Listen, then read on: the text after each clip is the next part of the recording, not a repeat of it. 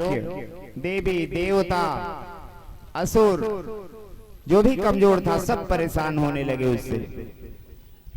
तिवारी जी, ये देवताओं में और दानवों में युद्ध हमेशा से होता है, आज भी हो रहा है।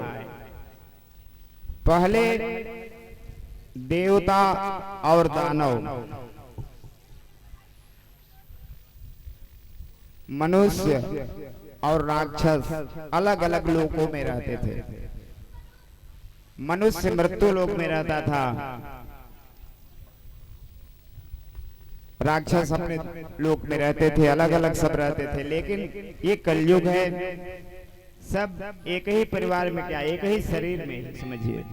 हम लोगों के हृदय में अच्छाइयां बुराइयां दोनों है।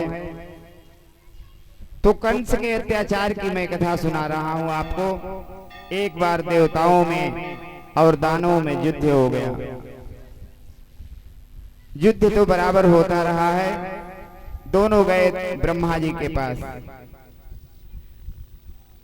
दानवों ने कहा ब्रह्मा जी से कि महाराज, आप देवताओं को ज्यादा मानते हैं, आप बेईमानी करते हैं हम असुरों से।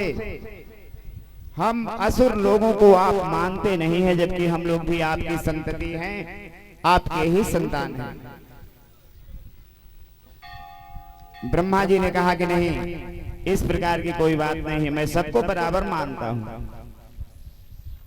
तो इस बात का फैसला कैसे होगा?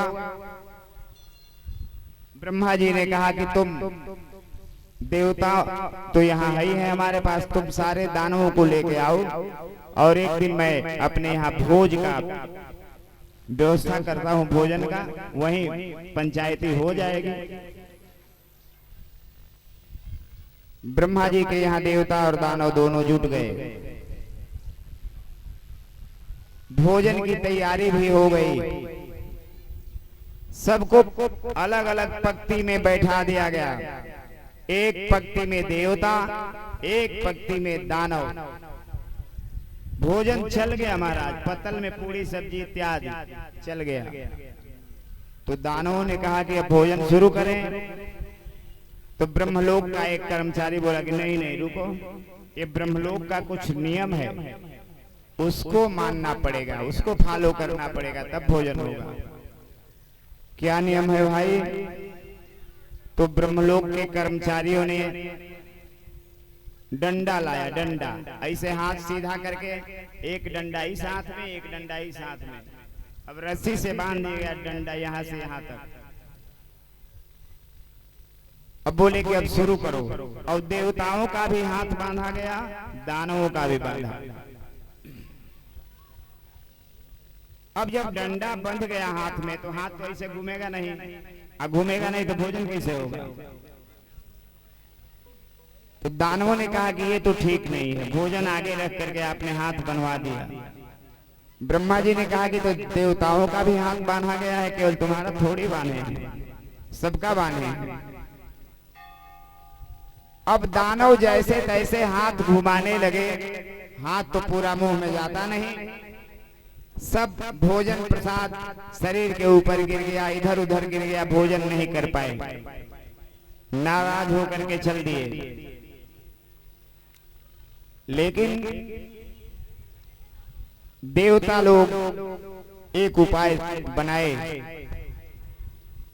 आमने सामने बैठ गए, अपना अपना पत्तल लेकर के देवता लोग आमने सामने बैठ गए। बोले कि यह हाथ अपने मुंह में नहीं आ सकता है, अपने तरफ नहीं घूम सकता है, लेकिन सीधा है तो ऐसे उठा के दूसरे के हाथ में तो मुंह में जा ही सकेगा। तो एक देवता दूसरे देवता को पवा दिए, ऐसे पूरे देवता भोजन कर लिए और राक्षस सारा भोजन नुकसान करके बिना भोजन किए चले गए। इस कथा का तात्पर्य यह है, जो केवल अपने लिए जीता है, अपने खाने के लिए सब कुछ करता है, वो राक्षस है।